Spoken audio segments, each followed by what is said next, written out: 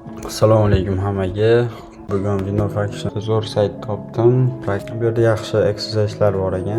Bitta qismini o'shadan boshlaymiz. Hop. Men birinchi introduction qismini o'qib bo'ldim. Tushunishim bo'yicha oddiy aggregate functionlari, misol uchun bizda customer ID A, B, C bor. Agar har bitta customer ID bir xil bo'ladi hammasi uchun. Misol uchun bu yerda deylik product type bo'lsa, misol uchun telefon, kompyuter degan type bor, telefon, kompyuter type, keyin 3 ta turi bo'lsa, keyin duplikatlar bo'lsa, hamma duplikatlarni o'sha bitta qilib olib, har bitta guruh uchun alohida qilib beradi. Kecha ko'rganimiz Windows Function sheetda ko'rganimizda o'sha har bitta nimalarni, typelarni o'sha bitta nimaga, bitta rowga siqib tashlaydi, siqib yuboradi. Keyin o'sha bo'yicha aggregate'da hisoblab beradi. Misol uchun mashina turlari bor. Yengil mashinalarga o'sha Spark, Nexia, keyin o'sha og'ir mashinalar deylik, o'sha Track, boshqalar kirib ketadi. Endi o'sha mashinalar turi bo'yicha o'rtacha narxni hisoblaydigan bo'lsak, o'sha yengil mashina uchungina o'rtacha narx chiqarib beradi. Ya'ni misol uchun 60 million bo'lsa, 60 million bo'lsa,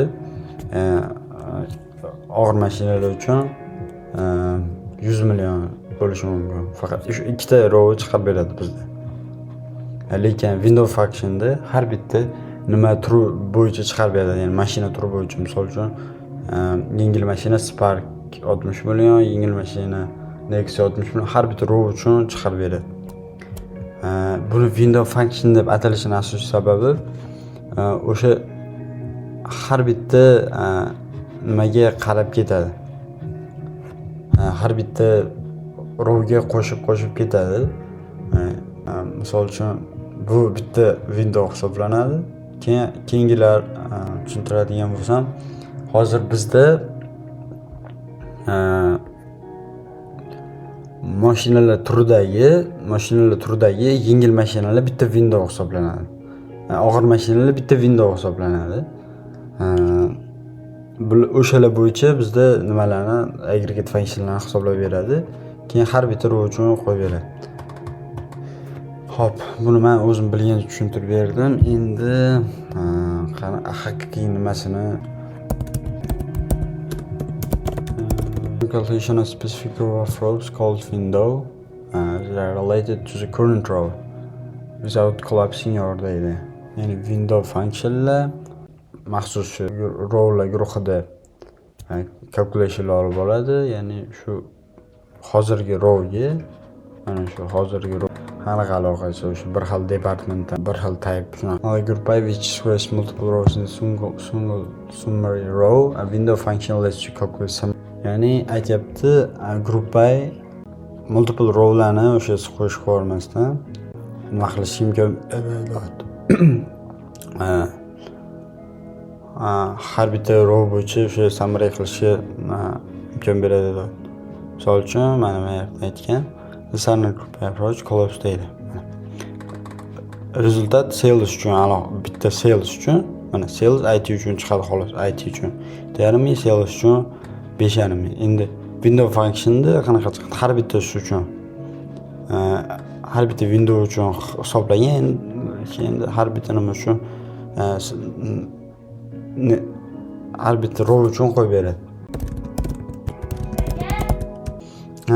To'g'ri aytgan ekanman, ya'ni to'g'ri tushungan ekanman.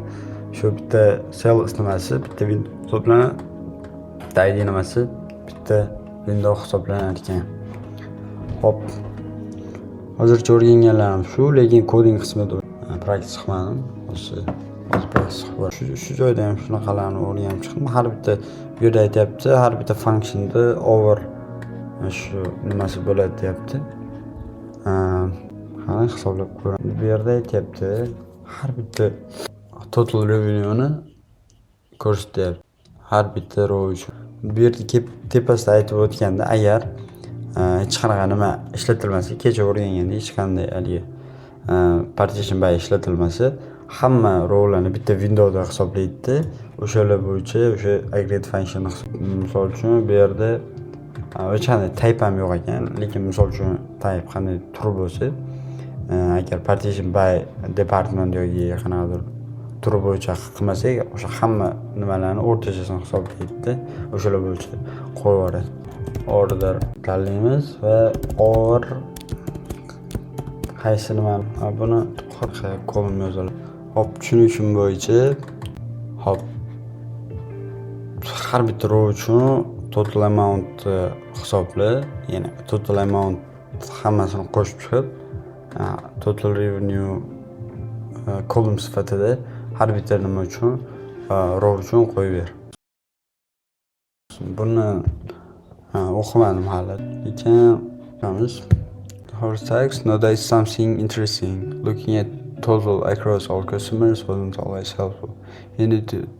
Ya'ni shu hortaq degan inson shuni tushunibdiki, o'sha har bitta insonni rowni hammasi nimani total amount samini qo'yib chiqish unchalik o'sha bilibdi. Endi har bitta o'sha guruh uchun hisoblab chiqmoqchi ekan. O'sha paytda bizga partition by you already know that overlays function look across rows and partition by change which rows. Yani aytyapti over har bitta rowga qarab chiqadi. Partition by change qaysi rowlarga qarashligini hal qiladi partition by. Over partition by column. Instead of using all rows, the function now splits them into groups. Runs the calculation separately for each group. Misol uchun mana bitta ikki xil o'sha turlar bor. A guruhi, B guruhi. Bu yerda aytyapti, customer ID bo'yicha hisoblar beryapti. Значит, 100 bilan 150 ni qo'shilmasi 250 customer ID A uchun 250 dan bo'ladi, B uchun ham 250. Okay, tushundik. I think har bitta customer ID ni typelari bo'yicha customer total beradi. Customer 301 o'sha turdagi mijozlar uchun jami nimali 29000 bo'lgan ekan. Endi 302-lar uchun boshqacha.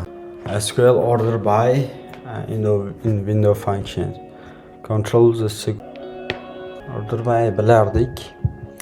Sortirovka qilib ber. Totals for each component first, what came next or how values changed over time. Yani unga to make window functions more order by plus order by itself window function controls a sequence of rows. Example to go to party order by or order ID, order total amount across all orders deyapti. Ya'ni partition by kerak. Order ID, select order ID, order date, total amount, sum, virgül xato qilgan ekan. Ishtagan 1, 2, bugun 8 ta. Aggregate window function, sum count. Aggregate functions over ishlatib hammasi bilan sum count, average, min, max hammasini bilamiz. For each order shows average total amount for total cost. For each order shows average amount over from. For each order shows average balki bu yerda and har bitta. Which rows are included? No has totals, counts and average, but something still no has totals, counts and average, but something still isn't quite right. Every calculation uses all the rows in there. What if he only want to look at some of the rows? In the function okay, in the frame each rows window frame o'sha qaysi rowli o'sha calculationda lets you define a subset of rows. Integer rows command over order by order day. O'z tushunishim bo'yicha men bu nimalarni shu qatori unchalik tushunmadim, lekin bu yerda value mana 100'ga 150 qo'sh. 100 o'zi bo'ladi. 100 dan oldingi, menimcha 100 o'zidagi va undan orqasidagini average hisobla deyapti. Menimcha 100 dan oldingi hech qanaqa qismaydi. 150 dan keyin bu bor. Ikkalasini qo'sh. 200 bilan 100.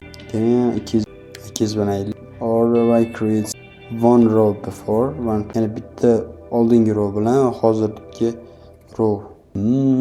So each window function use small windows. It price vouchers. Hop. Order ID. For each order, calculate the sum of total amount for the current order and the previous order based on order. Hozir mana bilan bir xil. Javob tepada ham amount over not quite right. Hop, o'zi tushyapti. Keyingisida 36 16 bu yerda name bermadi. Frame optionsgacha kelamiz. Keyin qolganini running totals with sum. Both values over time. Now understand how to group data. Order it. Now you want to answer a very common question: how much has happened so far? That's running total. After now understand how to group data, order it and control which rows are included. Now you want to answer a very common question: how much has happened so far?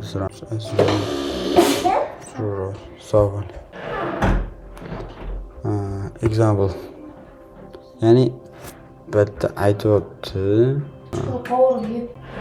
Soch